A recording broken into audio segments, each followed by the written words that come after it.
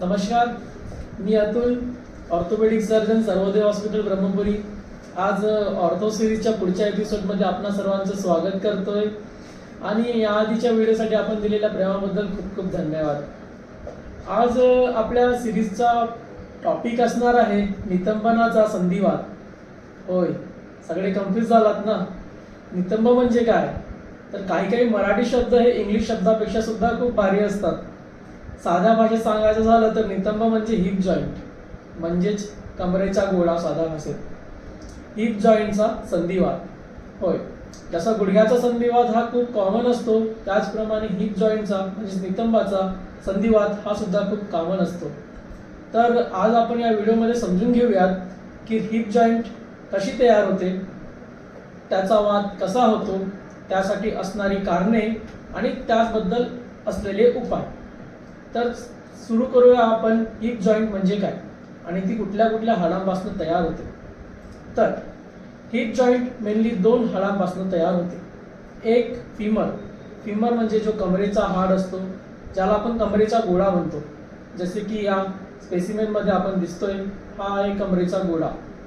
तो एका सॉकेट सारख्या हाडामध्ये, ज्याला आपण पेल्विस म्हणतो, सॉकेट सारख्या हाडामध्ये तो बसलेला असतो आणि या दोन्ही पण बॉल आणि सॉकेट या दोघांचा मिळून एक हिप जॉईंट तयार होतो. तर आता आपण समजून घेऊया हिप जॉईंटचा संधिवात म्हणजे काय आणि तो खराब व्हायसाठी किंवा संधिवात व्हायसाठी कुठले कुठले कारण असतात. तर मेन सगळ्यात जो कारण सगळ्यात महत्त्वाचा असतो संधिवात होण्यास, त्याला अवॅस्क्युलर नेक्रोसिस ऑफ फिमोरल हेड असं म्हणतात. आता साध्या भाषेत एव्हीएन म्हणजे काय? तर शरीरातल्या कुठल्याही भागात जर रक्तप्रवाह कमी झाला किंवा त्या भागाचा रक्तप्रवाह बंद झाला तर तो भाग काळा पडून हळूहळू खराब व्हायला सुरुवात होते. आणि ही गोष्ट हाडांबद्दल सुद्धा अगदी सत्य आहे.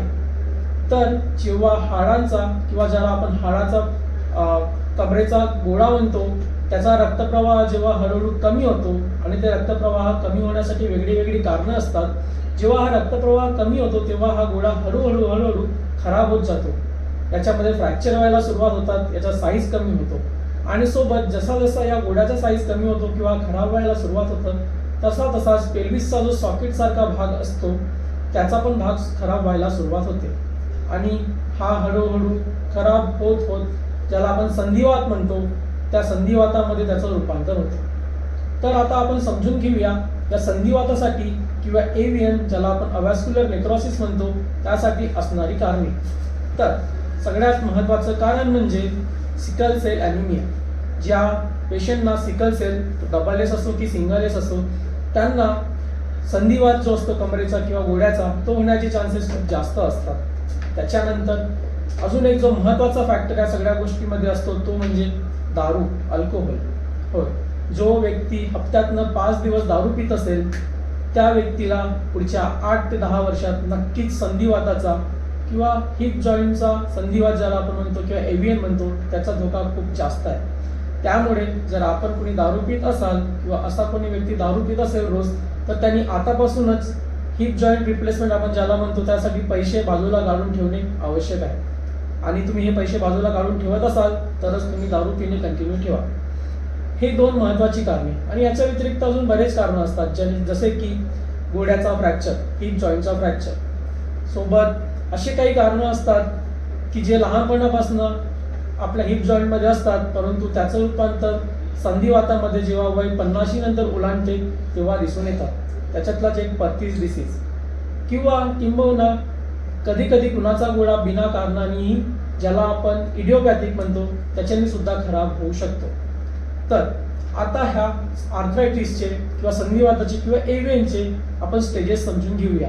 याचे मेन 4 स्टेजेस असतात: पहिला, दुसरा, तिसरा आणि चौथा.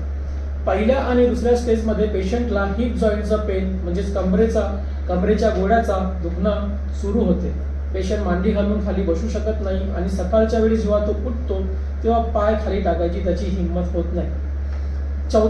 तिसऱ्या आणि चौथ्या स्टेजमध्ये जो गोळा असतो तो पूर्णपणे नष्ट झालेला असतो, त्याचा साईज पूर्णपणे कमी झालेला असतो आणि पेल्विस, ज्याला आपण ॲसिटाबुलम किंवा सॉकेट म्हणतो, तो सुद्धा पूर्णपणे खराब झालेला असतो.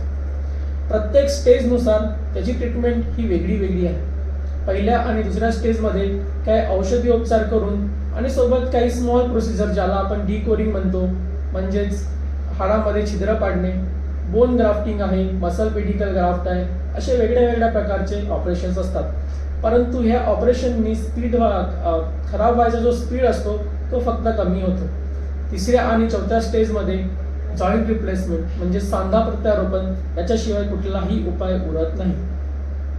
स्पेसिफिकली हा जो हिप जॉईंटचा दुखणं असतं किंवा जो संधिवाताचा दुखणं असतं हिप जॉईंटचा, तो थंडीमध्ये खूप जास्त वाढून येतो. त्यामुळे जर थंडीमध्ये जर कुणाला हिप जॉईंट किंवा कमरेचं दुखणं सुरू असेल तर त्यांनी याकडे पूर्णतः दुर्लक्ष करू नये. होऊ शकते की ही जर सुरुवात असेल आणि औषधी उपचारांनी तो बरा होऊ शकतो. त्यामुळे असं कुठल्याही प्रकारचं दुखणं जर असेल तर आपण लगेच आपल्या जवळच्या डॉक्टरांशी संपर्क साधावा आणि वेळीच योग्य तो उपचार घेऊन संधिवातापासून मुक्त व्हावा. धन्यवाद.